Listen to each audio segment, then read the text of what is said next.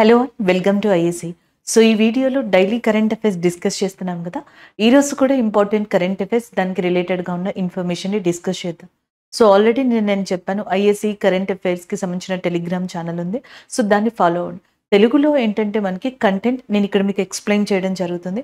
ఒకసారి అది మీరు టెలిగ్రామ్ ఛానల్లో ఇంగ్లీష్లో అది అవైలబుల్గా ఉంది కంటెంట్, అది చూసుకోవచ్చు. అది కాకుండా తెలుగులో మీకు ఎంసీక్యూస్ ఫార్మెట్లో కంటెంట్ అనేది దానికి సంబంధించిన ఎక్స్ప్లెనేషన్ కూడా సో పీడిఎఫ్ మనకి అవైలబుల్గా ఉంటుంది. అది ఒకసారి మీరు చెక్ చేయండి, అందులో కనిపిస్తుంది. సో దాన్ని మీరు డౌన్లోడ్ చేసుకోవచ్చు. సో ఈరోజు మనకి ఇంపార్టెంట్ కరెంట్ అఫైర్స్ దానికి రిలేటెడ్గా ఉన్న ఇన్ఫర్మేషన్, అలాగే కొంతమంది స్టూడెంట్స్ కొన్ని డౌట్స్ పెట్టారు. బై మిస్టేక్ నేను ఒకటి చెప్పానని కూడా చెప్పారు. సో దాన్ని కూడా నేను సరి చేస్తాను. రివ్యూ ముందర ఒకసారి మీరు చూడండి. సో ఫస్ట్ వన్ డిస్కస్ చేద్దాం. సో ఇక్కడ ఫస్ట్ కరెంట్ అఫైర్ ఇంటర్నేషనల్ పరంగా మీరు ఇక్కడ చూడొచ్చు. ఈ కరెంట్ అఫైర్ వచ్చేటప్పటికి multiple earthquake hit Taiwan's capital city, strongest reacting 6.3 magnitude అని చెప్పి స్ట్రాంగెస్ట్ రీచింగ్ 6.3 మ్యాగ్నిట్యూడ్. సో దాదాపుగా తైవాన్లో గత కొద్ది కాలంలో 80 సార్లు భూమి కనిపించిందంట. జస్ట్ ఫ్రాక్షన్ ఆఫ్ టైంలో చాలా సార్లు భూమి అనేది మనకి కనిపించడం జరిగింది. ఇంకా భయపడతా ఉన్నారు అక్కడ. చాలా ఏరియాస్లో మనకి సునామీ వార్నింగ్ అనేది కూడా ఇవ్వడం జరిగింది. సో ఇదంతటి దానివల్ల తైవాన్ అనేది న్యూస్లో ఉంది. సింపుల్ అప్డేట్ అండి ఇది. ఒకసారి చూడండి. జనరల్గా మనకి తైవాన్ అనే కంట్రీ ఉంది కదా. సో ఈ తైవాన్ అనే కంట్రీలో ప్రజెంట్ మనకి అర్త్ క్వేక్కి సంబంధించి ప్రజలు ఇబ్బంది పడుతున్నారు. అండ్ ఒకసారి 2 సార్లు షేక్ అయితేనే మనం భయపడిపోతూ ఉంటాం. అలాంటిది 80 సార్లు భూమి కంపించిందంట అక్కడ. స్టిల్ నేను ఈ కరెంట్ అఫైర్ చెప్పే టైంకి కూడా వాళ్ళు ఈ రోజు మార్నింగ్, అంటే నేను ఈ కరెంట్ అఫైర్స్ ఇప్పుడు మనం చేస్తున్నాం కదా, దీనికన్నా కొన్ని గంటల ముందరే ఈరోజు మార్నింగ్న వాళ్ళు మనకి ట్వీట్ కూడా చేయడం జరిగింది. ఎర్లీ మార్నింగ్ 3 o'clock అట్లా ఇంకా భూమి కంపిస్తూ ఉంది, భయం వేస్తుంది అని చెప్పేసి. సో చుట్టుపక్కల ప్రాంతాలు ఉంటాయి చూసారా, చైనా, జపాన్, ఫిలిప్పీన్స్, ఈ ఏరియాలో సునామీ హెచ్చరికలు కూడా జారీ చేశారంటే కొంతవరకు ఉండే పాసిబిలిటీ ఉంటుంది అని చెప్పేసి. అదే ఈ అప్డేట్ అనమాట. లాస్ట్ టైం మనం చూసాం కదా 2023లో ఆపరేషన్ దోస్త్ అనే దాన్ని టర్కీ, సిరియాకి సంబంధించి మనకి కండక్ట్ చేయడం జరిగింది. సో ఇవన్నీ కూడా మనం ఆల్రెడీ డిస్కస్ చేయడం జరిగింది. అలాగే నెక్స్ట్ వన్, అసలు మనకి ఈ మ్యాగ్నిట్యూడ్, అర్త్ క్వేక్ యొక్క మ్యాగ్నిట్యూడ్ ఎలా తెలుసుకుంటారు? రిక్టార్ స్కేల్ ఏదైతే ఉంటుందో సో దాని ద్వారా ఎంతవరకు వచ్చింది అనేది తెలుసుకోవడం జరుగుతుంది అనమాట.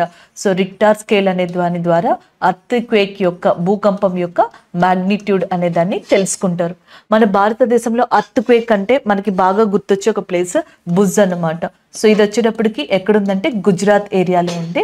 అండ్ ఇక్కడ ఒక మెమోరియల్ని కూడా, భుజ్ భూకంపం అనేది చాలా పెద్ద అర్త్ క్వేక్ వచ్చింది అనమాట. సో దీనివల్ల చాలా మంది చనిపోయారు. దీనికి సంబంధించిన ఒక మెమోరియల్ని, స్మారక భవనాన్ని ఏర్పాటు చేయడం జరిగింది ఈ ఏరియాలో. దాన్ని prime minister of India Narendra Modi గారే ప్రారంభించారనమాట. ఇది దానికి సంబంధించిన అప్డేట్. సో అయితే తైవాన్ అనేది జనరల్గా మనకి చూసుకున్నట్టయితే ఈ చైనా, ఈ కంట్రీస్ ఏవైతే ఉంటాయో సో వాటికి దగ్గరగా ఉన్న కంట్రీగా చెప్పొచ్చు అనమాట.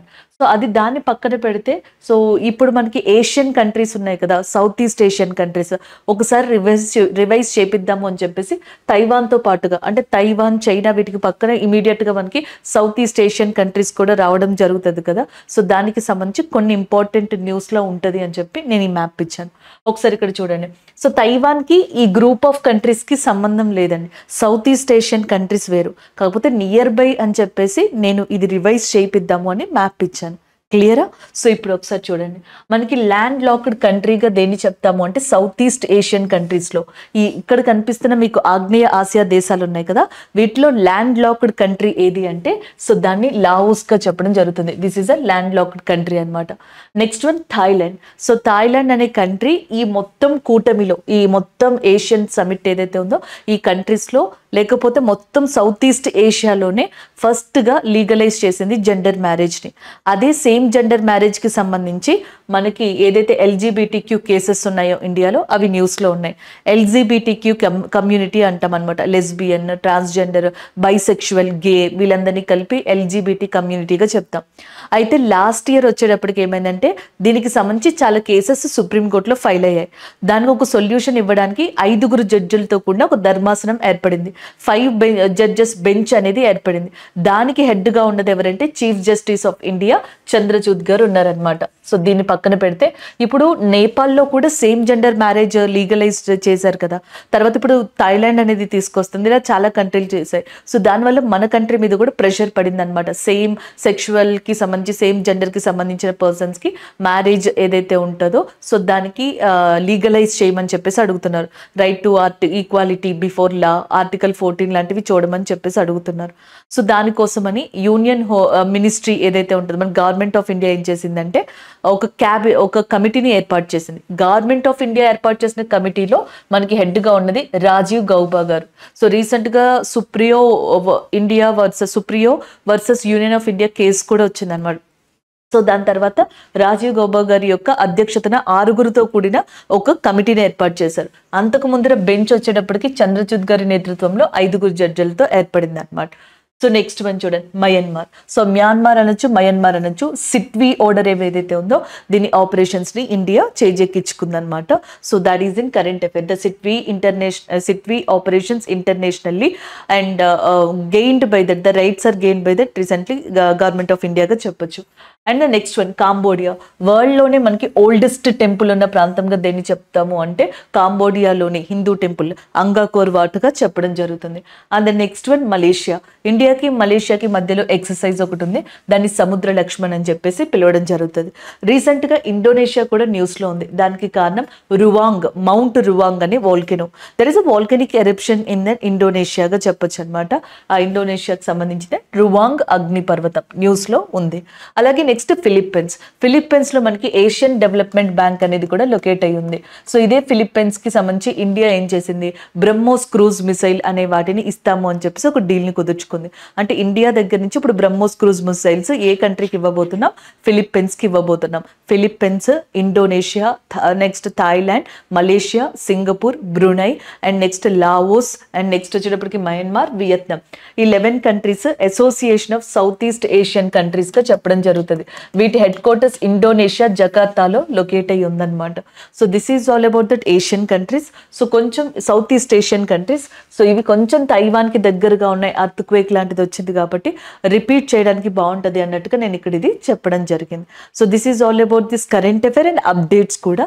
సో నెక్స్ట్ కరెంట్ అఫైర్ ఇది కూడా ఇంటర్నేషనల్ పరంగా చూడొచ్చు. For the first time Kuwait లో హిందీ రేడియో అనేది ప్రసారం కాబోతుంది. So the start of first ever Indian radio broadcasting Kuwait గా చెప్పొచ్చు అనమాట. దీన్ని కువైట్ లో ఉన్న ఇండియన్ ఎంబసీయే అనౌన్స్ చేసింది. సో దానికి సంబంధించిన కరెంట్ అఫైర్ ఇది. డైరెక్ట్ గా వచ్చే పాసిబిలిటీస్ ఉన్నాయి. క్వశ్చన్ ఏమని చెప్పి రావచ్చు. సో మనకి మొట్టమొదటిసారిగా కువైట్ లో ఏ రేడియో ప్రసారం అనేది కాబోతుంది, ఏ భాషలో, హిందీ రేడియో ప్రసారం అనేది for the first time Kuwait సిటీలో లేదా కువైట్ లో మనకి ప్రారంభం కాబోతుంది. దానికి సంబంధించిన కరెంట్ అఫైర్ ఇది. ఈజ్ ఇట్ క్లియర్ అండి? ఒకసారి ఈ రేడియో ప్రసారాలకు సంబంధించిన ఇంపార్టెంట్ ఇన్ఫర్మేషన్ ఏదైతే ఉందో అది ఒకసారి ఇక్కడ చూద్దాం. సో మనకి ఇక్కడ జనరల్ గా చూసుకునేటప్పటికి FM 93.3 అండ్ AM 96.3 అనే వాటితోటి, FM అంటే అర్థం ఫ్రీక్వెన్సీ మాడ్యులేషన్ గా చెప్పొచ్చు అనమాట. సో మనకి FM అండ్ 93.3, AM 96.3 అనే సర్వీసెస్ తోటి హిందీ రేడియో అనే దాన్ని కువైట్ లో ఫస్ట్ టైం ఇండియా స్టార్ట్ చేయబోతుంది. దాన్ని ఇండియన్ ఎంబసీ ఏదైతే కువైట్ లో ఉందో అది అనౌన్స్ చేసింది. Clear? And the next one చూడండి.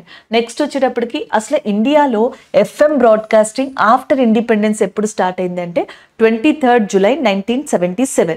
సో 23rd July 1977లో చెన్నై మద్రాస్లో ఇది స్టార్ట్ అయింది. ఇది one of the GK question అండి. ఇది మనకి చాలా సార్లు కొన్ని ఎగ్జామ్స్లో రిపీట్ అయిన question. The first FM broadcasting ఇండియాలో ఎప్పుడు స్టార్ట్ అయింది అని. సో 23rd July 1977లో స్టార్ట్ అయింది. అండ్ ద నెక్స్ట్ వన్ చూడండి. ఇండియాలో ఫస్ట్ ప్రైవేట్ FM అనేది ఎప్పుడు స్టార్ట్ అయింది అంటే సో బెంగళూరులో స్టార్ట్ అయింది. రేడియో సిటీ అనమాట. 2003 ఆ ప్రాంతంలో, 2001 2003 ఆ ప్రాంతంలో స్టార్ట్ అయింది. ఒకసారి ఇయర్ క్రాస్ చెక్ చేసుకోండి, రేడియో సిటీ అనేది. అండ్ నెక్స్ట్ వన్, అసలు మనకి ఇండియాకి ఇండిపెండెన్స్కి రాకముందరే ఈ లార్డ్ ఇర్విన్ టైంలో 23rd July 1927 బాంబే రేడియో సంబంధించిన ప్రసారాలు స్టార్ట్ అయ్యాయి. బాంబే రేడియో బ్రాడ్కాస్టింగ్ అనేది 1927లో లార్డ్ ఇర్విన్ గారి టైంలో స్టార్ట్ అయ్యాయి. ఇది FM బ్రాడ్కాస్టింగ్కి సంబంధించి రేడియో సర్వీసెస్కి సంబంధించిన ఇన్ఫర్మేషన్. ఇలాంటి దాన్ని మనకి ఇప్పుడు ఈ ఫ్రీక్వెన్సీ తోటి ఎక్కడ అందివ్వబోతున్నారు, కువైట్లో ఫర్ ద ఫస్ట్ టైం అందివ్వబోతున్నారు. వరల్డ్ రేడియో డే అనేది ఎప్పుడు సెలబ్రేట్ చేసుకుంటామంటే Feb 13th. So Feb 13th మనకి నేషనల్ విమెన్స్ డేగా కూడా సెలబ్రేట్ చేసుకుంటాం. సరోజినీ నాయుడు గారి యొక్క జ్ఞాపకార్థంగా on the honour of Sarojini Naidu ma'am and on Feb 13th is celebrated as a national women's day. So ఇది దీనికి సంబంధించిన ఇన్ఫర్మేషన్. అయితే సో ఒకసారి ఇక్కడ చూడండి, మనకి ఇది దేని గురించి చెప్పుకుంటున్నాం, కువైట్ అనే దాని గురించి చెప్పుకుంటున్నాం కదా. సో కువైట్ అనేది మనకి ఈ పర్టికులర్ పాయింట్లో లొకేట్ అయి ఉంటుంది. సో ఇది కువైట్. కువైట్ చుట్టుపక్కల అన్ని కూడా మనకి మిడిల్ ఈస్ట్ కంట్రీస్ ఉంటాయి. మిడిల్ ఈస్ట్ కంట్రీస్లో ఏ ఏ కంట్రీస్ ఉంటాయి, వాటికి సంబంధించిన అప్గ్రేడెడ్ ఇన్ఫర్మేషన్ ఏంటి అనేది ఒకసారి ఇక్కడ చూద్దాం. ఫస్ట్ పాకిస్తాన్ దగ్గర నుంచి వద్దాం. సో పాకిస్తాన్ యొక్క ప్రైమ్ మినిస్టర్గా ఎవరున్నారు, Shehbaz Sharif. Again I'm repeating, Shehbaz Sharif అనే పర్సన్ మనకి పాకిస్తాన్కి సంబంధించిన ప్రైమ్ మినిస్టర్గా ఉన్నారు. పాకిస్తాన్లోని పంజాబ్ ప్రావిన్సీ అనే ప్రాంతంలో ఫర్ ద ఫస్ట్ టైం ఒక విమెన్ చీఫ్ మినిస్టర్ రాబోతున్నారు, మరియం నవాజ్ అనే పర్సన్ అనమాట. And the next one Afghanistan ఉంది. ఆఫ్ఘనిస్తాన్కి సంబంధించి ప్రజెంట్ క్యాపిటల్ ఒకటే గుర్తుపెట్టుకుంటే సరిపోతుంది, కాబూల్. అలాగే ఆఫ్ఘనిస్తాన్కి ఇండియాకి మధ్యలో ఏదైతే బోర్డర్ ఏరియా ఉంటుందో సో దాన్ని డ్యూరాండ్ లైన్ అని చెప్పేసి పిలుస్తారు.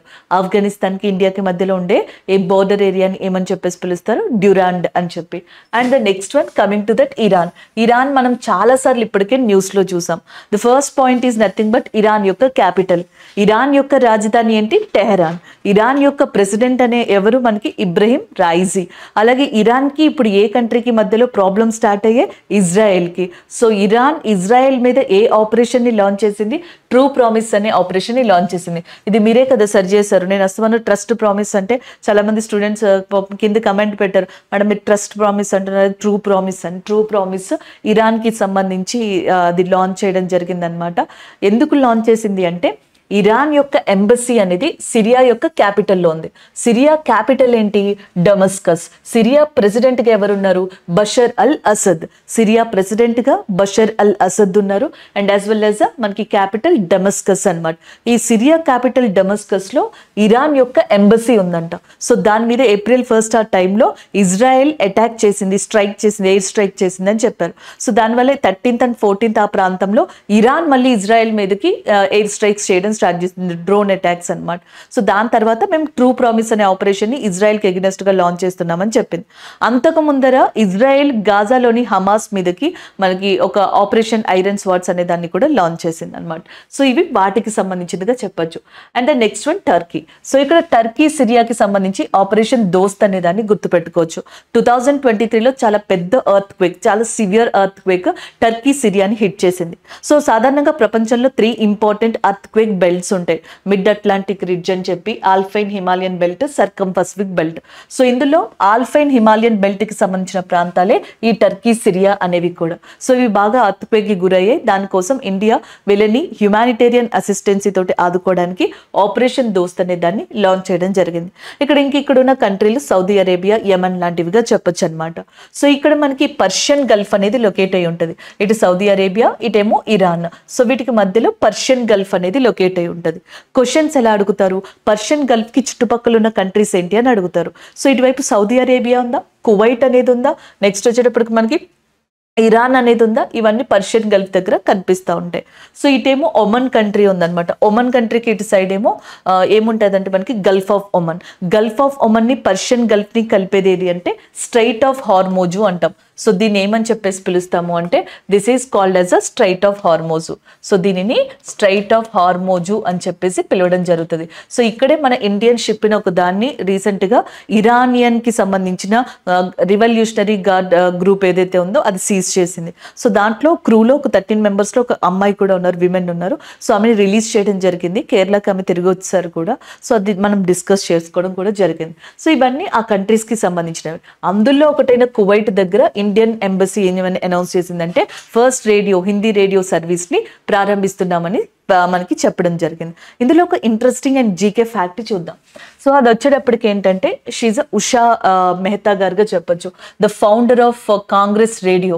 అగైన్ ఐమ్ రిపీటింగ్, ఈమె పేరు వచ్చేటప్పటికి ఉషా మెహతా గారుగా చెప్పడం జరుగుతుంది.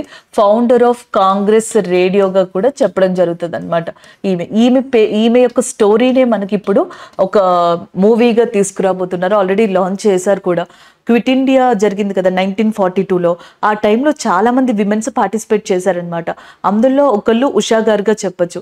ఉషా గారు ఆ టైంలో రేడియో సర్వీసెస్ ని బాగా ముందుకు తీసుకెళ్లి క్విట్ ఇండియాని బాగా ప్రచారం కూడా చేయడం జరిగింది. ఆమె ఈ ఉషా గారుగా చెప్పొచ్చు అనమాట. ఆ ఉషా మెహతా గారికి సంబంధించిందే ఇప్పుడు ఈ ఏదైతే పిక్చర్ ఉందో, మూవీ ఉందో, సో దాన్ని తీసుకొచ్చారు. సో ఇది రేడియోకి సంబంధించింది కాబట్టి ఒక జీకే బిట్ని మనం ఇక్కడ చెప్పగలిగాం. కాంగ్రెస్ రేడియో ఫౌండర్ గా ఉషా మెహతా గారిని చెప్పడం జరుగుతుంది. కువైట్ లో for the first time Hindi radio service అనేది స్టార్ట్ అవుతుంది.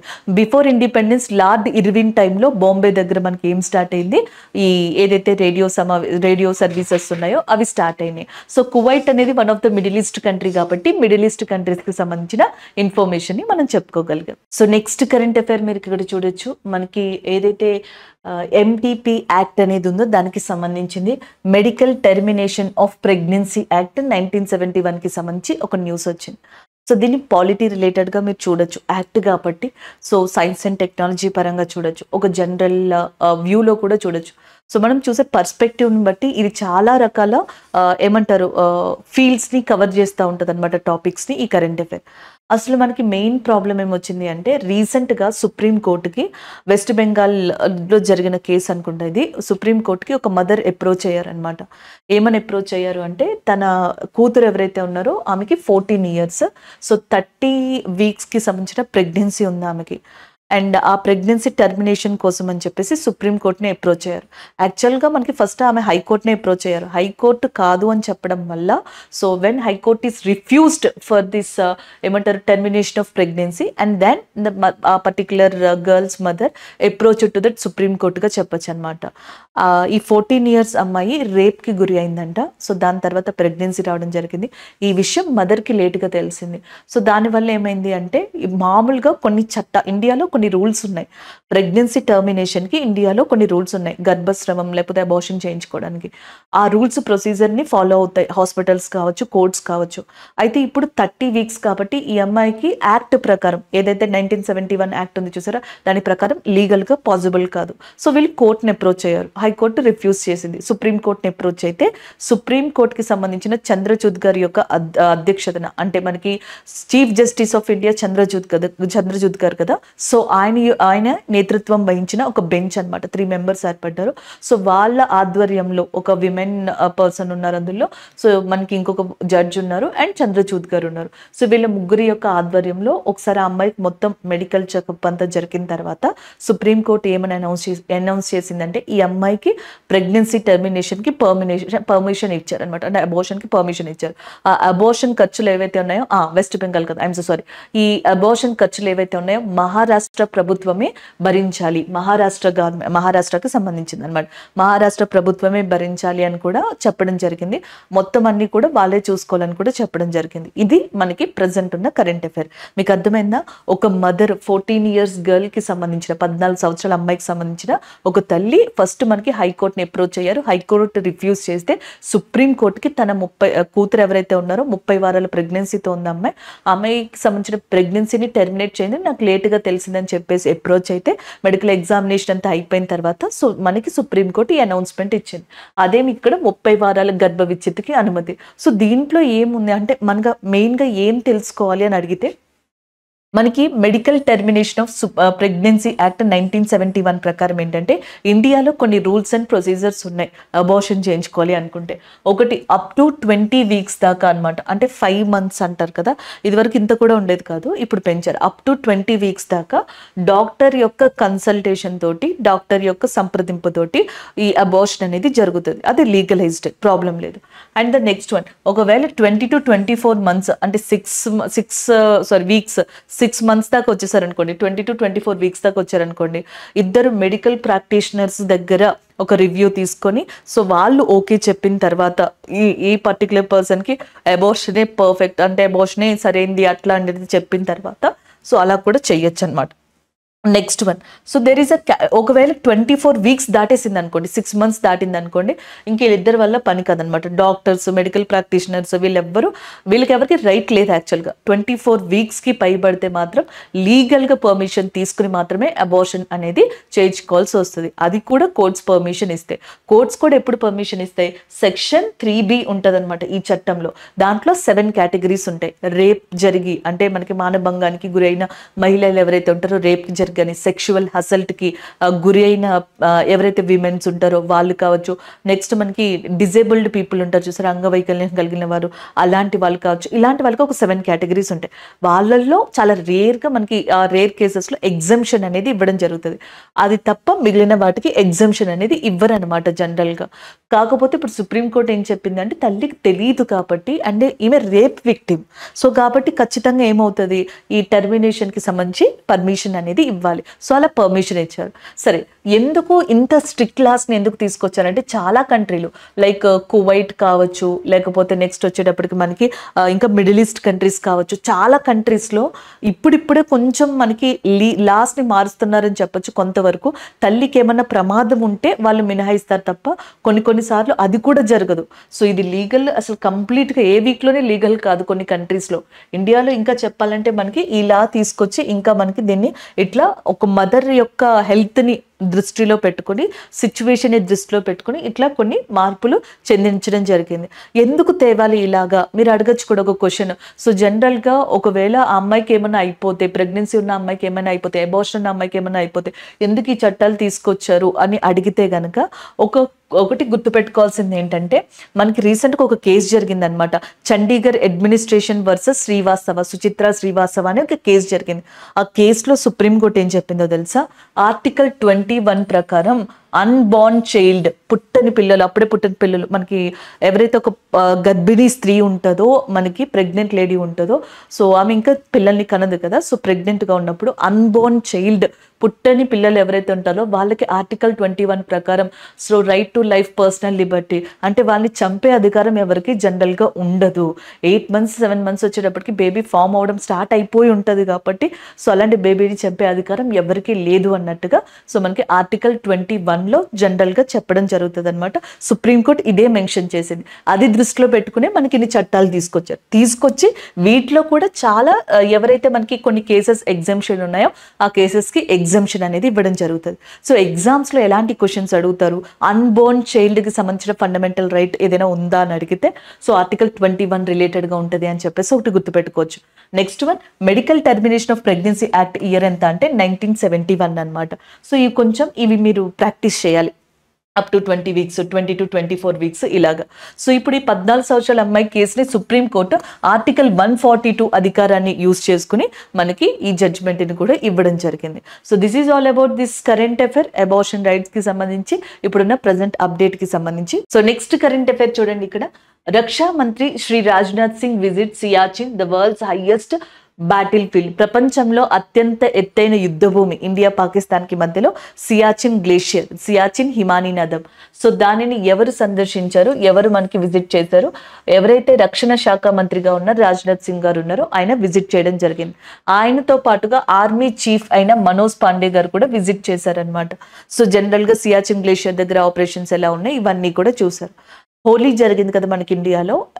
ప్లాన్ ప్రకారం అంటే యాజ్ పర్ షెడ్యూల్ ప్రకారం చూసుకుంటే డిఫెన్స్ మినిస్టర్ రాజ్నాథ్ సింగ్ గారు హోలీ సెలబ్రేషన్స్ సియాచిన్ గ్లేషియర్ దగ్గర ఉన్న మనకి ఆర్మీ క్యాంపెయిన్ ఉంటుంది కదా, అక్కడ ఆర్మీ క్యాంప్ ఉంది కదా, అక్కడ సెలబ్రేట్ చేసుకోవాలి. కానీ ఆ టైంకి సియాచిన్ గ్లేషియర్ దగ్గర వెదర్ మొత్తం కంప్లీట్గా చేంజ్ అయిపోయిందంట. అందుకని ఆ ప్రోగ్రామ్ని రాజ్నాథ్ సింగ్ గారు ఎక్కడ కండక్ట్ చేశారంటే, ఆయన ఎక్కడ పార్టిసిపేట్ చేశారంటే లే అనే ప్రాంతంలో, లడాఖ్లో పార్టిసిపేట్ చేశారు. సో సియాచిన్ గ్లేషియర్ని అప్పుడు విజిట్ చేయలేదు కదా, ఆ విజిట్ని ఇప్పుడు చేశారనమాట. అంతే, దానికంటూ ఇంకా ప్రత్యేకమైన ఏదైనా రీజన్ అంటూ ఏం లేదు. జస్ట్ అక్కడ ఎలా జరుగుతుంది, మన ఆర్మీ వాళ్ళు ఎలా ఉన్నారు, ఇవన్నీ కూడా చూడడం జరిగింది. సో దీనికి కొన్ని రోజుల ముందరే మనం సియాచిన్ గ్లేషియర్ గురించి చెప్పుకున్నాం. దానికి కారణం ఏంటంటే ఆపరేషన్ మేఘదూత్ అనే దాని గురించి డిస్కస్ చేయడం జరిగింది. ఆపరేషన్ మేఘదూత్ వచ్చేటప్పటికి April 13th మనకి సెలబ్రేట్ చేయడం జరిగింది. అండ్ ఎప్పుడు మనకి ఇది 1984లో దీన్ని స్టార్ట్ చేశారు. ఇది స్టార్ట్ చేసి అంటే ఈ ఆపరేషన్ జరిగి 2024కి ఎన్ని ఇయర్స్ కంప్లీట్ అయినాయి? 2024కి ఈ ఆపరేషన్ జరిగి మనకి 40 ఇయర్స్ కంప్లీట్ అవ్వడం జరిగింది అనమాట. సో ఫస్ట్ విమెన్ కెప్టెన్ ఎవరు ఈ బేస్ దగ్గర? మనకి శివా చౌహాన్ గారు. అలాగే నెక్స్ట్ వచ్చేటప్పటికి ఫస్ట్ మెడికల్ ఆఫీసర్ గా ఎవరు అపాయింట్ అయ్యారు ఈ బేస్ దగ్గర? గీతికా కౌల్ గారు అపాయింట్ అవ్వడం జరిగింది. సో వీళ్ళిద్దరూ ఫస్ట్ విమెన్ ఆఫీసర్స్ అనమాట. ఫస్ట్ లైన్ లో ఆర్మీకి సంబంధించి శివా చౌహాన్ గారు, మెడికల్ ఆఫీసర్ గా విమెన్ గా అపాయింట్ అయింది గీతికా కౌల్ గారు. సో ఇది సియాచిన్ గ్లేషియర్ కి సంబంధించిన ఇంపార్టెంట్ ఇన్ఫర్మేషన్. ఏప్రిల్ 13న జలియన్ వాలాబాగ్ డే అనే దాన్ని కూడా సెలబ్రేట్ చేసుకోవడం జరుగుతుంది. సో ఇది మనకి సియాచిన్ గ్లేషియర్ అన్నమాట. సో ఒకసారి ఈ మ్యాపింగ్ చూడండి. సో దీది సియాచిన్ గ్లేషియర్ ఏరియా కనిపించిందా? సో ఇటు సైడ్ మనకి కారకోరం రేంజ్ ఉంటుంది. సో ఇక్కడ వచ్చేటప్పటికి ఏ రేంజ్ ఉంటుంది అంటే కారకోరం రేంజ్ అనేది ఇటు సైడ్ ఉంటుంది జనరల్ గా. కారకోరం రేంజ్ క్వశ్చన్ ఎలా పడుతుంది అంటే కారకోరం పర్వత శ్రేణికి సియాచిన్ గ్లేషియర్ అనేది ఈస్ట్ వైపు ఉందా వెస్ట్ వైపు ఉందా అని అడుగుతారు. ఇది కారకోరం రేంజ్, ఇది సియాచిన్ ఈస్ట్ సైడ్ ఉంటుంది అనమాట. సియాచిన్ కింద ఒక నది ఫ్లో అవుతుంది. సో దాని పేరు వచ్చేటప్పటికి నుబ్రా వ్యాలీ అన్న నుబ్రా రివర్ అన్న సియాచిన్ గ్లేషియర్ ని గుర్తుకు తెచ్చుకుంటే సో మనకి చాలా హెల్ప్ అవుతుంది. దీన్ని థర్డ్ పోల్ అని కూడా అంటారు. ఈ సియాచిన్ గ్లేషియర్ ఏదైతే ఉందో సో దాన్ని ఏమని కూడా పిలుస్తారంటే థర్డ్ పోల్ అని కూడా పిలవడం జరుగుతుంది. So this is all about this current affair గా చెప్పొచ్చు. సో నెక్స్ట్ కరెంట్ అఫైర్ ఒక అప్డేట్ కి సంబంధించింది. ఆల్రెడీ కరెంట్ అఫైర్ ని మీరు చాలా సార్లు చదివి ఉంటారు. ఒక అప్డేట్, గతంలో 2024కి సంబంధించిన పద్మ అవార్డ్స్ ని అనౌన్స్ చేశారు. ఇండియాలో 132 మందికి పద్మశ్రీ, పద్మవిభూషణ్, పద్మభూషణ్ విభాగాల్లో మనకి అవార్డ్స్ ని ప్రకటించారు. అవి ప్రెసిడెంట్ ఆఫ్ ఇండియా ఎవరైతే ఇప్పుడు మనకి ద్రౌపది ముర్ము గారు ఉన్నారో ఆ అవార్డు గ్రహీతలకి వాటిని అందజేశారు. So recently president of India and distributed the awards of Padma awards to that particular awardees ka చెప్పొచ్చు of 2024 కి సంబంధించి. అదే ఇక్కడ current affair. So president of India and presents Padma awards 2024 to that awardees. So దీంట్లో మీకు already తెలుసు highest అవార్డుగా మనకి పద్మభూషణ్, దాని తర్వాత పద్మవిభూషణ్, పద్మశ్రీ లాంటివి చెప్పడం జరుగుతుంది. సో దీనికి సంబంధించిన ఇన్ఫర్మేషన్ కూడా జనరల్ గా మీరు ఇక్కడ చూడొచ్చు అనమాట. సో పద్మవిభూషణ్ వచ్చేటప్పటికి టోటల్ గా 5గురికి రావడం జరిగింది. సో ఇందులో ఒకళ్ళు వచ్చేటప్పటికి వైజయంతి మాలా గారు ఆర్ట్స్ కి సంబంధించి వచ్చింది, కొణిదెల చిరంజీవి గారు ఆర్ట్స్ కళలకి సంబంధించి, వెంకయ్య నాయుడు గారికి పబ్లిక్ అఫైర్స్, బిందేశ్వర్ పథక్ గారికి social work and Padma Subrahmanyam గారికి ఆర్ట్స్ లో వచ్చింది. ఆర్ట్స్ లో వచ్చిన పద్మ సుబ్రహ్మణ్యం గారు, వైజయంతి మాలా గారి తమిళనాడు. అయితే ఈ 5గురిలో ఒకే ఒక్కరిది పోస్టుమస్ అవార్డ్ మరణించిన తర్వాత ఇస్తారు కదా. సో మరణానంతరం ఇచ్చింది ఓన్లీ పథక్ గారికి మాత్రమే ఈ పద్మవిభూషణ్ కి సంబంధించి. పద్మభూషణ్ 17 మెంబర్స్ కి వచ్చింది అండ్ పద్మశ్రీ 110 మందికి వచ్చింది. సో దీంట్లో విదేశీయులు కూడా ఉన్నారు. ఎక్కువగా చాలా వరకు ఫ్రాన్స్ కి సంబంధించిన వాళ్ళు ఉన్నారు. అందులో కిరణ్ వ్యాస్ ఫ్రాన్స్ కి సంబంధించిన వ్యక్తి, యోగాకి సంబంధించి ఈ పద్మ అవార్డు అనేది లభించింది. అలాగే తెలంగాణకి సంబంధించి పద్మశ్రీని తీసుకున్న వాళ్ళలో కేతావాత్ సోమలాల్ గారు లిటరేచర్ అండ్ ఎడ్యుకేషన్ కి సంబంధించి, సాహిత్యం మరియు విద్యకు సంబంధించి ఉన్నారు. విఠలాచార్య గారు కూడా అదే క్యాడర్ కి సంబంధించి తీసుకున్నారు. అలాగే నెక్స్ట్ వచ్చేటప్పటికి మనకి ఎవరైతే కొండప్ప గారు ఉన్నారో ఆయన, అలాగే గడ్డం సామయ్య గారు, వీళ్ళిద్దరూ ఆర్ట్స్ కి సంబంధించి అవార్డ్స్ ని తీసుకోవడం జరిగింది. ఇవి పద్మ అవార్డ్స్ గతంలో ఆల్రెడీ మనం చదివి ఉన్నవే. కాకపోతే రీసెంట్ అప్డేట్ ఏంటి అంటే మనకి రాష్ట్రపతి భవన్ లో రాష్ట్రపతి ద్రౌపది ముర్ము గారు ఈ అవార్డ్స్ ని అవార్డు గ్రహీతలకి అందజేశారు. అదే ఇక్కడ ఇంపార్టెంట్ గా చెప్పొచ్చు. అండ్ ప్రీవియస్లీ ఆల్సో భారత్ రత్నని ముందుగా అనౌన్స్ చేశారు 5గురికి. ఎల్కే అద్వానీ గారికి, ఎంఎస్ స్వామినాథన్ గారికి, కత్పూరి ఠాకూర్ గారికి, సో తర్వాత పివి నరసింహారావు గారికి, చౌదరి చరణ్ సింగ్ గారికి, వాళ్ళకి కూడా రీసెంట్ గానే ఆ అవార్డ్స్ అనేవి వాళ్ళ ఫ్యామిలీస్ కి కావచ్చు, వాళ్ళకి కావచ్చు, ఆ అవార్డ్స్ ని అందించడం జరిగింది. So this is all about this update అండి. నేషనల్ కరెంట్ అఫైర్ జాతీయ అంశాల్లో దీన్ని చూడొచ్చు. So next one state related current affair. So state related current అఫైర్కి వచ్చేటప్పటికి తెలంగాణకు సంబంధించి ఒకటి అప్డేట్ వచ్చింది. Bridge on river Maneru collapsed. Maneru నది పైన ఏదైతే మనకి బ్రిడ్జ్ ని కడుతున్నారో వంతెన, అది కూలిపోయిందంట.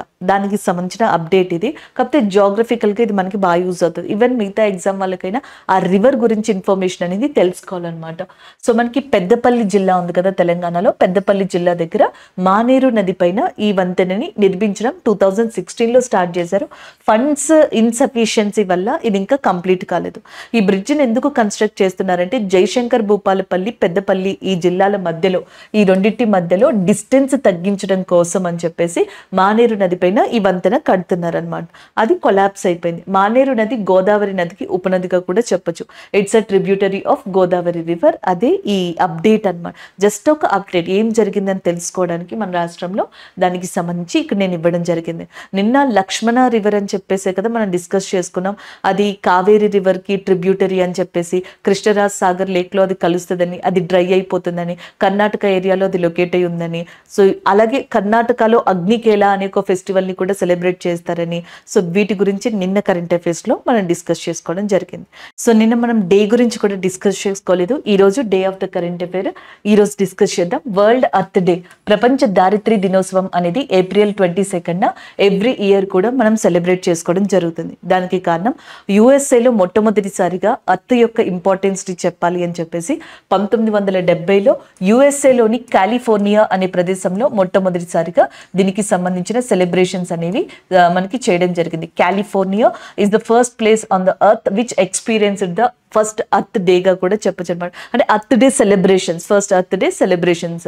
అండ్ నెక్స్ట్ 2009లో యునైటెడ్ నేషన్ జనరల్ అసెంబ్లీ దాన్ని అడాప్ట్ చేసుకొని and April 22 world earth day అనే దాన్ని సెలబ్రేట్ చేయడం స్టార్ట్ చేసింది. United Nation General Assembly adopted earth day, international earth day on April 22 in 2009 గా చెప్పొచ్చు. అప్పటి నుంచి మనం సెలబ్రేట్ చేసుకుంటున్నాం. యునైటెడ్ నేషన్ జనరల్ అసెంబ్లీకి ప్రెసిడెంట్ గా డానియల్ ఫ్రాన్సిస్ అనే పర్సన్ ఉన్నారు. ఎవరు? డానియల్ ఫ్రాన్సిస్ అనే person. And the next one, ఈసారి దీని యొక్క థీమ్, ఇతి వృత్తాంతం అనేది ఏంటి అంటే planet versus plastic. Again I'm repeating, planet versus plastic అనేది దీని యొక్క థీమ్ అనమాట. అర్త్ డే లాగే మనం ఇంకొక దాన్ని కూడా సెలబ్రేట్ చేసుకుంటాం. దాన్ని ఏమని చెప్పేసి పిలుస్తామంటే అర్త్ అవర్ అని చెప్పేసి పిలుస్తాం. This is called earth hour. March నెలలో లాస్ట్ సాటర్డే ఏదైతే ఉంటుందో, సో మనకి లాస్ట్ శనివారం, అదే రోజున ఈ అర్త్ డే అనేది ఈవినింగ్ టైంలో ఒక 1 hour సెలబ్రేట్ చేసుకుంటాం. అంటే మనం 1 hour పాటిస్తాం. 8 to 9 అనో 8:30 to 9:30 అనో ఒక పర్టికులర్ డిసైడ్ అయిన టైంలో మొత్తం కంప్లీట్ గా లైట్స్ అన్నిటిని కూడా ఆఫ్ చేసి ఎనర్జీని సేవ్ చేయడం, సో అర్త్ ని కాపాడడం అనే కాన్సెప్ట్ ని మనం ప్రొజెక్ట్ చేయడానికి ఈ అర్త్ అవర్ అనే దాన్ని తీసుకొచ్చారు. యాక్చువల్గా ఇది ఫస్ట్ లో స్టార్ట్ అయింది ఆస్ట్రేలియాలోని సిడ్నీ అనే ప్రాంతంలో 2003లో అర్త్ అవర్ అనే దాన్ని కండక్ట్ చేశారనమాట ఆ టైంలో. దాని తర్వాత నుంచి ఇది ప్రపంచం మొత్తం కూడా పాటించడం స్టార్ట్ చేసింది. అర్త్ గురించి అసలు ప్రాపర్ గా ప్రపంచంలో మొట్టమొదటి సమావేశం 1992లో జరిగింది. అది కూడా రియో అనే ఏరియాలో జరిగింది. అందుకే 1992లో జరిగిన ఈ సమిట్ ని రియో సమిట్ అని చెప్పేసి అంటారు, లేదా అర్త్ సమిట్ అని కూడా పిలుస్తారు. సో ఇది మనకి వరల్డ్ అర్త్ డే కి సంబంధించిన ఇన్ఫర్మేషన్. సాధారణంగా గనక మనం చూసుకున్నట్టయితే April 22 ఏమో వరల్డ్ అర్త్ డే అని చెప్పేసి తీసుకుంటాం కదా. May 22 వచ్చేటప్పటికేమో జీవ వైవిధ్య దినోత్సవం. దాన్ని మనం ఏమని చెప్పేసి అంటామంటే బయోడైవర్సిటీ డే అని కూడా పిలవడం జరుగుతుంది. Biodiversity day. సో దాని తర్వాత నెక్స్ట్ వచ్చేటప్పటికి మనకి March 21 వచ్చేటప్పటికి ఫారెస్ట్ డే అనే దాన్ని March 21 సెలబ్రేట్ చేసుకోవడం జరుగుతుంది. అలాగే March 22 వచ్చేటప్పటికి వాటర్ డే అనే దాన్ని, ప్రపంచ నీటి దినోత్సవాన్ని సెలబ్రేట్ చేసుకుంటాం మనం. సో ఇవన్నీ ఇంపార్టెంట్ డేస్ అని చెప్పొచ్చు. ఈ రోజు మనం వరల్డ్ అర్త్ డే గురించి డిస్కస్ చేసాం. సో నెక్స్ట్ కరెంట్ అఫైర్ చూడండి. మనకి సిట్రోయిన్ అని చెప్పేసి ఒక ఆటోమొబైల్ కి సంబంధించిన కంపెనీ ఇది. అండ్ ఈ కంపెనీ ఒరిజినల్గా ఫ్రాన్స్ బేస్డ్ కంపెనీ. కాకపోతే 2019లో దీన్ని ఇండియాలో కూడా ఎస్టాబ్లిష్ చేశారు. ఇది ఎక్కడ అంటే మనకి తమిళనాడులోని తిరువల్లూరు అనే ప్రదేశం దగ్గర దీన్ని ఎస్టాబ్లిష్ చేశారు. సో ఇప్పుడు ఈ కంపెనీకి సంబంధించి బ్రాండ్ అంబాసిడర్ ఇన్ ఇండియా కింద, సో మనకి ఏదైతే సిట్రోయిన్ ఉందో దాని బ్రాండ్ అంబాసిడర్ ఇన్ ఇండియా కింద MS ధోని గారిని అపాయింట్ చేసుకోవడం జరిగింది రీసెంట్గా. ఆల్రెడీ SBIకి సంబంధించి బ్రాండ్ అంబాసిడర్గా MS ధోని గారు ఉన్నారు. సో ఇప్పుడు మనకి బ్రాండ్ అంబాసిడర్ ఆఫ్ సిట్రోయిన్ ఇండియాకి కూడా రీసెంట్గా ఆయన అపాయింట్ అయ్యారు. ఇదే సిట్రోయిన్ని కొన్ని రోజుల ముందర మనం కరెంట్ అఫైర్స్లో చూసాం. ఎలక్ట్రానిక్ వెహికల్స్ ఉన్నాయి కదా, ఈ ఎలక్ట్రానిక్ వెహికల్స్ని మ్యానుఫ్యాక్చర్ చేసిన పార్ట్స్ని ఇంటర్నేషనల్గా ఎక్స్పోర్ట్ చేయడానికి మనకి ఇప్పుడు ఏ కంపెనీ ముందుకు వచ్చింది అంటే సిట్రోయిన్ అని చెప్పేసి డిస్కస్ చేశాం కదా. ఎలక్ట్రిక్ వెహికల్స్ డే అనేది ఎప్పుడు September 9th electric vehicles day అనే దాన్ని కూడా సెలబ్రేట్ చేస్తారని చెప్పి అప్పట్లో మనం డిస్కస్ చేసుకున్నాం. సో ఇది దానికి సంబంధించింది. అలాగే నీరజ్ చోప్రా గారు ఎవర్ రెడీ అనే దానికి బ్రాండ్ అంబాసిడర్ గా రీసెంట్ గా అపాయింట్ అయ్యారు. శీతల్ దేవి గారు నేషనల్ ఐకాన్ గా అపాయింట్ అవ్వడం జరిగింది కదా, ఏది మనకి PWD people, physically handicapped people కి. అలాగే ఆయుష్మాన్ ఖురానా గారిని యూత్ ఐకాన్ గా ఎలక్షన్ కమిషన్ అపాయింట్ చేసింది ఎలక్షన్స్ కోసం. అలాగే నెక్స్ట్ వచ్చేటప్పటికి బ్రాండ్ అంబాసిడర్గా రణ్వీర్ సింగ్ గారు ఉండడం జరిగింది. అలాగే నెక్స్ట్ మనకి ఇంకెవరు ఉన్నారండి, శీతల్ దేవ్ గారు, రణ్వీర్ సింగ్ గారు, నీరజ్ చోప్రా గారు, MS ధోని గారు, ఇంకెవరైనా బ్రాండ్ అంబాసిడర్స్ ఉన్నారా? నాకైతే ఇప్పుడు ప్రజెంట్ ఇవి గుర్తున్నాయన్నమాట. సో ఇవి నేను డిస్కస్ చేశాను. ఇవి రీసెంట్గా ఉన్న బ్రాండ్ అంబాసిడర్స్కి సంబంధించిన న్యూస్ ఇది. సో ఇది అప్డేట్. నెక్స్ట్ వన్ చూద్దాం. అలాగే కొంతమంది స్టూడెంట్స్ డౌట్స్ రైజ్ చేశారు. ఒకసారి ఇక్కడ చూడండి. Could you please explain the difference between the wildlife sanctuary, biosphere reserve, biodiversity and national parks? వీటికి సంబంధించి డిఫరెన్స్ అడిగారు. ఇంకొకళ్ళు ఆరెంజ్ ఫెస్టివల్ అనేది నేను డిస్కస్ చేసినప్పుడు నాగాలాండ్ అని చెప్పాను కదా. సో అరుణాచల్ ప్రదేశ్ అని చెప్పేసి ఒకటి ఇవ్వడం జరిగింది. సో దీనికి సంబంధించి చూద్దాం. ఒకసారి ఇక్కడ చూడండి. ఈ పర్సన్ అడిగిన డౌట్, ఆరెంజ్ ఫెస్టివల్ వచ్చేటప్పటికి రీసెంట్గా జరిగిన దాంట్లో నాగాలాండ్ యొక్క క్యాపిటల్ ఏంటి, కోహిమా కదా. సో దానికి దగ్గరున్న రుసోమా విలేజ్లో 4th ఆరెంజ్ ఫెస్టివల్ నాగాలాండ్లో జరిగింది. ఈ ఆరెంజ్ ఫెస్టివల్ చాలా ప్రాంతాల్లో జరుగుతుంది ఇండియాలో, బట్ రీసెంట్గా జరిగిన వాటిలో రుసోమా అనే విలేజ్లో ఆరెంజ్ ఫెస్టివల్ అనేది ఏదైతే మనకి క్యాపిటల్ ఆఫ్ నాగాలాండ్ అనేది ఉందో కోహిమా, అక్కడ మనకి సెలబ్రేట్ చేయడం జరిగింది, దానికి దగ్గరలో ఈ విలేజ్లో. సో ఇప్పుడు మీ డౌట్ క్లియర్ అయిందా అండి? అండ్ డిఫరెంట్ ప్లేసెస్లో జరుగుతుంది. నేను చెప్పింది రీసెంట్గా జరిగిన దాంట్లో మనకి నాగాలాండ్ గురించి చెప్పాను, ఎందుకంటే అక్కడ నేను ఏదో నాగాలాండ్ గురించి డిస్కస్ చేసి ఉంటాను, లేదా ఫెస్టివల్స్ గురించి డిస్కస్ చేసి ఉంటాను. సో అప్పుడు రీసెంట్గా జరిగిన దాంట్లో ఇది కూడా ఉంది కాబట్టి నేను అది చెప్పడం జరిగింది. I hope me doubt clear అయిందని అనుకుంటాను నేను ఇక్కడ. సో ఇది ఒకసారి చూసుకోండి. నెక్స్ట్ వన్ ఇది. ఈ డౌట్ వచ్చేటప్పటికి ఏంటంటే ఇక్కడ మనకి ఫస్ట్ ఇక్కడ చూడండి, ఫస్ట్ ఫారెస్ట్ ఏరియా తీసుకోండి. సో ఫారెస్ట్ న్యాచురల్ హౌస్ అనమాట, యానిమల్స్కి, చెట్లకి, వీటన్నిటికి. సో దాని తర్వాత నేషనల్ పార్క్ అనే కాన్సెప్ట్ మనం డెవలప్ చేసుకున్నాం. జాతీయ పార్కులు అంటే ఒక లార్జ్ ఏరియాలో, చాలా పెద్ద ఏరియాలో యానిమల్స్ని ప్రొటెక్ట్ చేయడం, దాంతోపాటుగా మనకి యానిమల్ పాపులేషన్ని పెంచడానికి ఒక టార్గెట్గా పెట్టుకోవడం అనమాట. అంటే వాటి బ్రీడింగ్ అది చూసుకోవడం, వాటిని జాగ్రత్తగా పాపులేషన్ పెంచడానికి చర్యలు చేయడం, దాంతోపాటు హ్యూమన్ ఇంటరాక్షన్ అనేది పెంచడం. సో వాటితో హ్యూమన్ ఇంటరాక్షన్ జరుగుతూ ఉంటుంది. మనం నేషనల్ పార్క్స్కి విజిట్ చేస్తూ ఉంటాం కదా, అలాగా. దాంతోపాటు కొన్ని నేషనల్ పార్క్స్లో ట్రెక్కింగ్ అని, హైకింగ్ అని, Uttarakhand Jim Corbett national park దీనికి ఒక ఫేమస్ అని చెప్పొచ్చు. ఆ నేషనల్ పార్క్లో మనం ఉండొచ్చు కూడా జనరల్గా. సో అక్కడ మనకి అన్ని అవైలబుల్ ఉంటాయి, ఉండడానికి కావచ్చు, అక్కడ మనకి టైం స్పెండ్ చేయడానికి. ఇట్లా హ్యూమన్ ఇంటరాక్షన్ ఎక్కువ ఉంటుంది. అండ్ యానిమల్స్ మీద కేర్ కానీ పర్టికులర్గా ఇవన్నీ కూడా మనం చూడొచ్చు. అంటే కేవలం యానిమల్స్ని మాత్రమే కాకుండా ఉన్న ప్రాంతాన్ని మొత్తాన్ని కూడా జాగ్రత్తగా కాపాడుకోవడం రావడం, అండ్ లార్జెస్ట్ ఏరియాలో ఉన్నదాన్ని నేషనల్ పార్క్ అనే కాన్సెప్ట్గా తీసుకుంటాం. అంటే అడవి అనేది ఎవరు చేయాల్సిన అవసరం లేదు, న్యాచురల్ ప్రాసెస్ అది. యానిమల్స్ హౌస్ దానికి అదే మనకి కేర్ తీసుకుంటుంది, దానికి అదే విస్తరించి ప్రొటెక్షన్లో ఉంటుంది. అది అడవి అనేది న్యాచురల్ ప్రాసెస్, ఫారెస్ట్. అలా కాకుండా మనం ఎన్వైర్న్మెంట్ని ప్రొటెక్ట్ చేసుకోవడం కోసం మనం కూడా యానిమల్స్ని లేకపోతే చెట్లని కూడా ఒక ప్రొటెక్షన్లో ఉంచడం కోసం మనం తీసుకొచ్చిన ఒక లార్జెస్ట్ కాన్సెప్ట్. అలాగే జనాలతో ఇంటరాక్షన్ ఉండేలాగా, మనకి పర్యావరణానికి మధ్యలో ఉండేలాగా ఈ నేషనల్ పార్క్స్ అనే దాన్ని తీసుకొచ్చారు. నెక్స్ట్ వైల్డ్ లైఫ్కి రండి. నేషనల్ పార్క్స్ని కంపేర్ చేస్తే వైల్డ్ లైఫ్ సాంచురీ ఏంటో మీకు తెలుస్తుంది అనమాట. సో నేషనల్ పార్క్స్ని కంపేర్ చేస్తే వైల్డ్ లైఫ్ సాంచురీ ఏంటి అంటే ఇది చాలా లార్జెస్ట్ ఏరియాలో ఉంటుంది కదా. ఇది వచ్చేటప్పటికి కంపేర్ టు దట్ థింగ్ చాలా చిన్న ఏరియాలో దీన్ని తీసుకుంటారు, అది జాతీయ పార్క్తో పోల్చుకుంటే. రెండోది, ఇక్కడ హ్యూమన్ ఇంటరాక్షన్ చాలా ఎక్కువ ఉంది కదా, ఇక్కడ చాలా తక్కువ ఉంటుంది. So restricted to minimize the disturbance to that wildlife అనమాట. సో చాలా హ్యూమన్ యాక్టివిటీస్ ఉంటాయి కానీ హైకింగ్, ట్రెక్కింగ్ అట్లాంటివి ఉండవు. జస్ట్ మనం చూసేలాగా దీన్ని ఇక్కడ పెడతారు, హ్యూమన్ ఇంటరాక్షన్ తగ్గించేస్తారు అనమాట. అలాగే దీని యొక్క ప్రైమరీ ఫోకస్ ఏంటి అంటే ఇక్కడున్న జీవుల్ని రక్షించడం. ఇది మొత్తం జీవులతో పాటు ఏరియాస్ని రక్షిస్తుంది కదా, ఇది మొత్తం జీవుల్ని రక్షించడం అనేది దీని యొక్క మెయిన్ ఇంపార్టెన్స్. అలాగే national park, wild life sanctuary వచ్చిందా. ఇప్పుడు మీరు బయోస్పియర్కి రండి. బయోస్పియర్ ఏంటి అంటే రేరెస్ట్ ఆఫ్ రేర్ యానిమల్స్. ఇక్కడ మీకు కామన్గా యానిమల్స్ కనిపిస్తాయి, కామన్గా ట్రీస్ కనిపిస్తాయి. రేరెస్ట్ ఆఫ్ రేర్ యానిమల్స్ని స్టడీ పర్పస్ కోసం, అంటే రీసెర్చ్ పర్పస్ కోసం, అండ్ వాటిని పొల్యూషన్ లెస్ ప్రాంతాలు, అవి ఏంటి అంటే చాలా అరుదుగా దొరికేవి, చాలా తక్కువ సంఖ్యలో ఉండేవి, కొన్ని ప్రాంతాల్లో మాత్రమే అవి మనుగడని ఉండగలిగేలా ఉండేవి, జీవం ఉండగలిగేలా ఉండేవి, అలాంటివి తీసుకొని బయోస్పియర్స్ అనే ప్రాంతంలో దానిని మనకి భద్రపరచడం జరుగుతుంది. అందుకే ఇండియాలో 106 నేషనల్ పార్క్స్ ఉంటే కేవలం 18 బయోస్పియర్స్ ఎందుకున్నాయంటే పొల్యూషన్ లెస్ ప్రాంతాల్లో చాలా రేరెస్ట్ యానిమల్స్ని మనం జాగ్రత్తగా కాపాడుకుంటూ వస్తాం. అర్థమైందా మీకు ఇప్పుడు నేషనల్ పార్క్స్కి అండ్ బయోస్పియర్స్కి, వైల్డ్ లైఫ్ సాంచురీకి ఉన్న డిఫరెన్స్? ఇంకేమడిగారు? బయోడైవర్సిటీ, జీవ వైవిధ్యం. బయోడైవర్సిటీ ఏంటంటే, సో జనరల్గా మనం ఇప్పుడు కర్ణాటక కేరళ ఫారెస్ట్కి వెళ్ళామనుకోండి, గంధం చెట్లు ఎక్కువ కనిపిస్తూ ఉంటాయి. మీరు అదే హిమాలయాల దగ్గర ఉన్న ఫారెస్ట్ దగ్గరికి వెళ్ళారనుకోండి, దేవదారు వృక్షాలు ఎక్కువ కనిపిస్తూ ఉంటాయి. అదే కనుక వెస్ట్ బెంగాల్ దగ్గరికి వెళ్ళారనుకోండి, మడ అడవులు మ్యాంగ్రూవ్స్ కనిపిస్తూ ఉంటాయి. బయోడైవర్సిటీ ప్లేసెస్లో ఏంటంటే సో మనకి number of variety of spacious, రకరకాల మొక్కలు, రకరకాల జంతువులు, దీనికంటే ఒక నెంబర్ ఉంటుంది అనమాట స్పెసిఫిక్గా. సో అన్ని varieties of species, varieties of animals ఒకే చోట ఒక ప్రాంతంలో మనకి లొకేట్ అయి ఉంటే సో దానిని జీవ వైవిధ్యం గల ప్రాంతంగా మనకంట పేరులోనే ఉంది చూడండి, బయోడైవర్సిటీ అని చెప్పేసి. సో అట్లా చెప్పడం జరుగుతుంది. దాన్ని కూడా మనం ప్రొటెక్ట్ చేసుకుంటూ రావడం జరుగుతుంది. ఇలా అంటే ఒక ఏరియా, ఒక నేషనల్ పార్క్ తీసుకున్నాం అనుకోండి, ఇప్పుడు మనకి తెలంగాణ తీసుకుంటే ఎక్కువ జింకల సింబల్ వేసి ఉంటుంది చూసారా, ఎక్కువగా అదే కనిపిస్తూ ఉంటుంది డీర్ సింబల్తో. మనకి మోస్ట్ ఆఫ్ దట్ యానిమల్స్ దొరికేవి అక్కడ కనిపించేది అదే. జిమ్ కార్బెట్ అయితే టైగర్ సింబల్తో ఉంటుంది, కజిరంగాకి వెళ్తేనేమో రైనోసర్తో ఉంటుంది.